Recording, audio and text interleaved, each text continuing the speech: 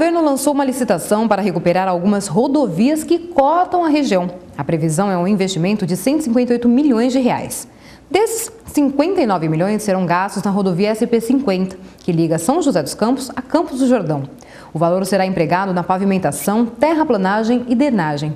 Na Geraldo Scavone, a SP-66, que liga São José a Jacareí, a manutenção é feita pela Prefeitura. No trecho de Jacareí, o DER, que é o Departamento de Estradas e Rodagem, não faz os reparos necessários.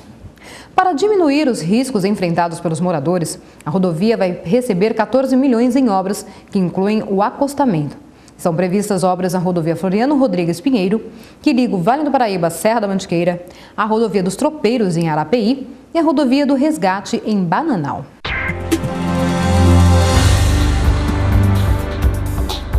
A Prefeitura de São José dos Campos vai gastar este ano R$ 825 mil no convênio firmado com a Organização para a Educação, Ciência e Cultura para mapear a rede municipal de ensino. É o maior gasto anual previsto para ser aplicado no projeto, que segue até 2014, com investimento total de R$ 2 milhões e 900 mil dos cofres municipais. Entre os gastos previstos estão mão de obra para a contratação de pessoal e consultores. Também está previsto investimento em treinamentos e viagens para congressos, seminários e palestras. A avaliação inclui o mapeamento da infraestrutura das escolas, a organização da rede e a capacitação dos professores, além do perfil da cidade, dos alunos e gestores. Um banco de dados será criado para apontar o resultado.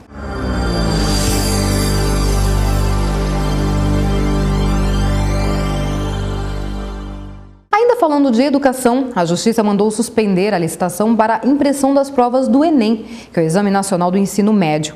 Mais de 4 milhões e 600 mil estudantes de todo o país já se inscreveram para o exame, que substitui os vestibulares em muitas universidades, principalmente as federais. Pela licitação para a contratação da gráfica que vai imprimir as provas do Enem, o trabalho deveria começar na quinta-feira e iria até o dia 27, com o procedimento de pré-impressão do material. Depois, dia 28, haveria a aprovação do trabalho. E no dia 30, finalmente, o início da impressão. Mas, por uma ordem judicial, o pregão eletrônico está suspenso. A gráfica Plural ficou em primeiro lugar porque ofereceu o menor preço.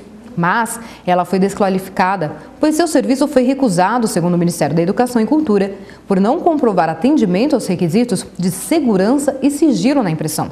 Foi na gráfica Plural, na região metropolitana de São Paulo, que alguns exemplares da prova do Enem do ano passado foram roubados, o que provocou o adiamento da data do Enem na época.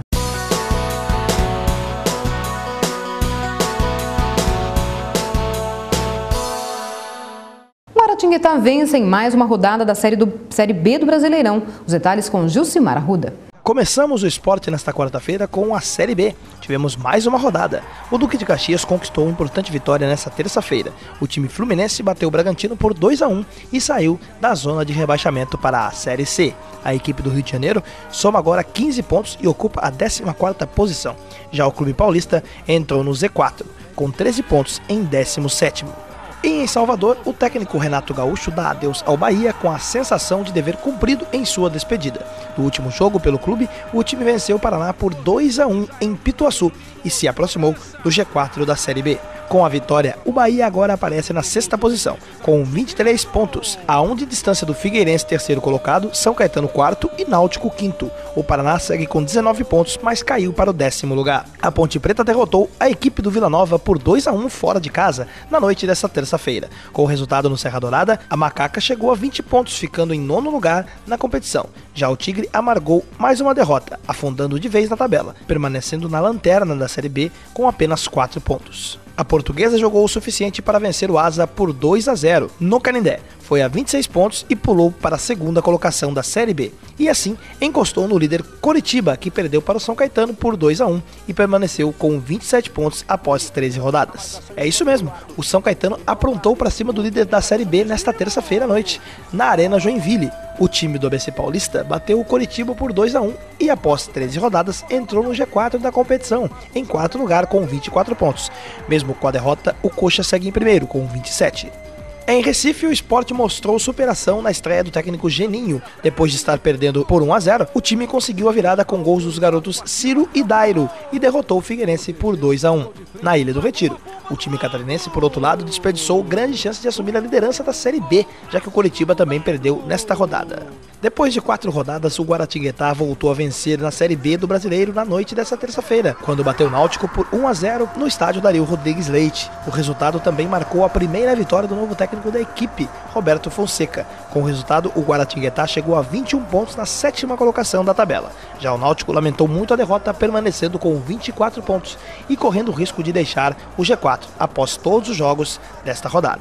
E para fechar os gols da Série B, nada como o calor da torcida para retomar o rumo das vitórias. Nesta terça-feira, em casa, no estádio Romeirão, o Icasa venceu o Brasiliense por 3-0 e voltou a sorrir na Série B do Campeonato Brasileiro. Com os gols de Panda de pênalti, Júnior Xuxa e Roberto Jacaré, a equipe conquistou o triunfo que não vinha desde a 8ª rodada, ainda em 13 de julho, quando bateu o Náutico por 3-0. Com a vitória, o Icasa assumiu a 11ª posição com 17 pontos, passando justamente o Brasiliense, que caiu para a 12ª colocação, também com 17 pontos. Saindo da Série B e indo para amistosos internacionais, ontem o Brasil jogou contra a equipe dos Estados Unidos.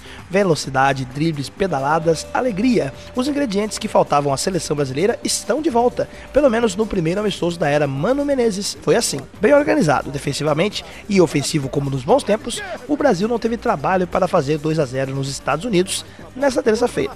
O estádio New Mill Dollars, em Nova Jersey, lotado de fãs com a camisa amarelinha, teve espaço até mesmo para os gritos de olé para a equipe canarinho, que contou em campo com Paulo Henrique Ganso, Neymar e Robinho. O trio que brilhou no Santos no primeiro semestre ainda estava reforçado por Alexandre Pato. Foram dele e de Neymar cotados para formarem a dupla em 2014 os primeiros gols do Brasil na era Mano. O santista, por sinal, se junta a outros craques brasileiros que marcaram em sua estreia com a camisa amarela, como Pelé, Zagallo, Jairzinho, Zico e Rivaldo, apenas para citar os mais importantes deles. A série de amistosos visando o Mundial de 2014 no Brasil tem mais 2 capítulos em setembro. A CBF ainda não divulgou os adversários, mas nos dias 3 ou 4 e 7 ou 8, o time de Mano fará partidas. Se as atuações forem iguais a desta noite, o torcedor terá muito que comemorar. Já estão abertas as inscrições para a próxima etapa do Pedal Cup, que será realizada no dia 5 de setembro na zona rural de Lorena. A largada será na Praça Arnolfo de Azevedo, localizada na região central da cidade, a partir das 9 horas da manhã, com previsão de término às 16 horas. A organização optou por abrir as inscrições antecipadamente para garantir comodidade aos participantes. As 300 primeiras inscrições vão ganhar um kit especial da prova. O Pedal Cup será dividido em 3 circuitos. Pedal Giro, de 26 km, destinado especialmente aos iniciantes no esporte. O Pedal Premium, de 55 km para atletas intermediários. E Pedal Tour, de 975 km, voltado para os atletas profissionais e experientes. As inscrições custam R$ 70 e podem ser feitas pelo site pedalcup.com.br e também em bicicletarias participantes. O prazo para se inscrever termina no dia 2 de setembro. A defesa do adolescente de 17 anos envolvido no desaparecimento de Elisa Samúdio, ex-namorada do goleiro Bruno de Souza, deve recorrer da decisão do Tribunal de Justiça de Minas Gerais de manter o menor internado por tempo indeterminado. Segundo o TJ, o juiz Elias Charbil Abidou, da Vara da Infância e da Juventude de Contagem, considerou que o menor participou de atos infracionais, equivalentes a homicídio triplamente qualificado e sequestro de cárcere privado. A cada 6 meses, um juiz vai avaliar se o menor vai permanecer ou não internado. O prazo máximo de internação previsto para os menores de idade é de 3 anos.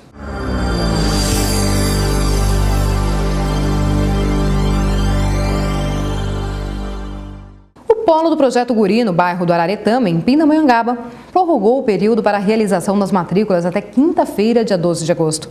Há vagas para aulas de violão, violino, viola, violoncelo, contrabaixo, sax, clarinete, flauta, trombone, percussão e coral. O Projeto Guri, criado em 95, tem a finalidade de oferecer cursos de iniciação e teoria musical, oral e instrumentos de cordas, madeiras, sopro e percussão para crianças e adolescentes com idades entre 6 e 18 anos.